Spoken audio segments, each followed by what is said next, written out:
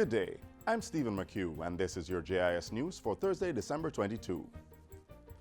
Government is looking to roll out a program to extend the operating hours for performing elective surgeries at a number of public hospitals early in 2017. Health Minister Dr. Christopher Tufton made the announcement yesterday at the launch of extended surgery hours at the University Hospital of the West Indies, UHWI. I would like to see in the first quarter of next year another 1 or 2 hospitals coming on board.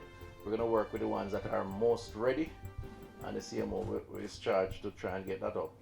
And then over time, we will get that as a routine into the system. He says measures will have to continue to upgrade the infrastructure at other hospitals and source additional medical personnel where needed. In October, the University Hospital extended its operating hours for elective procedures from 4:30 p.m. to 10 p.m.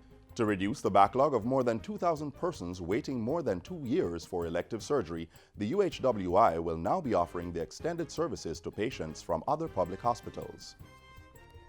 20 residents of Caribbean Terrace in Harbour View, whose houses were swept away by Hurricanes Dean and Ivan in 2004 and 2007, will soon get new homes on higher ground. They are to receive subsidized housing from 96 units being built in Harbour Head. The development is a joint venture agreement between the government and West Indies home contractors Wicon.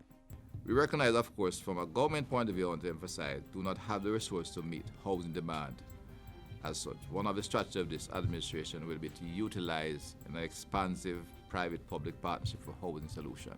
Construction of the units will begin in March 2017 and should be completed in 2 years' time.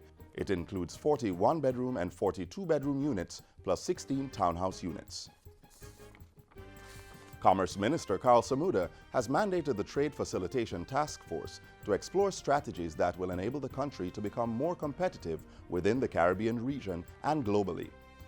The minister says this is critical to government's plans for achieving economic growth. If there's anything that we need to concentrate on immediately, without delay, is to seek ways of reducing our charges at the port of entry. In addition, to remove bureaucracy from the process of both importing and exporting. Minister Samuda says the task force should communicate more with exporters to determine the obstacles to trade and export.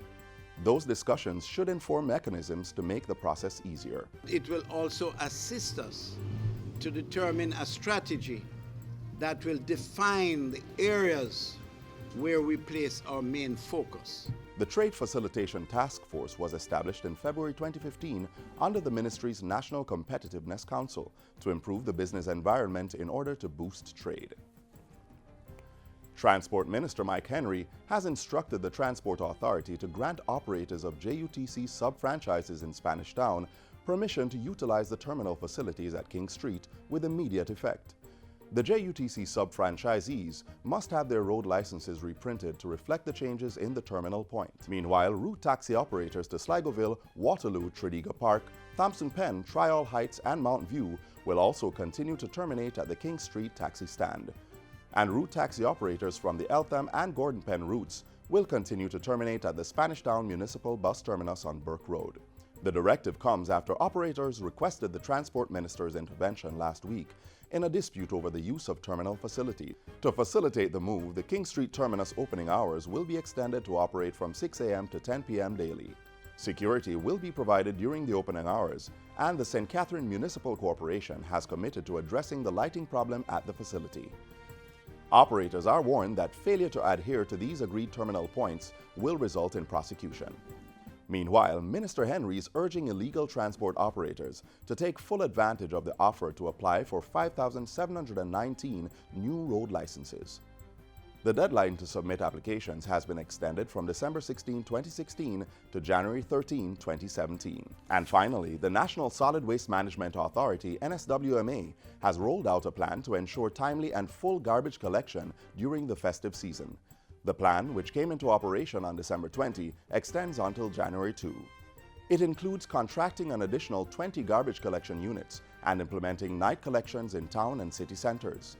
The NSWMA will also be collaborating with the police and municipal corporations to ensure that sanitation teams have access to roadways for collection during extended selling hours, road closures, and traffic changes.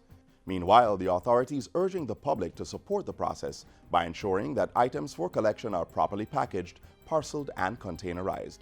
Persons are also asked not to put out construction materials and bulky items such as old bathtubs, toilets, and cupboards with their regular household solid waste. The public is encouraged to contact the NSWMA's Regional Operations Manager and Public Cleansing Managers in each region to make queries or report concerns. And that's it for JIS News Today. I'm Stephen McHugh. Thanks for watching.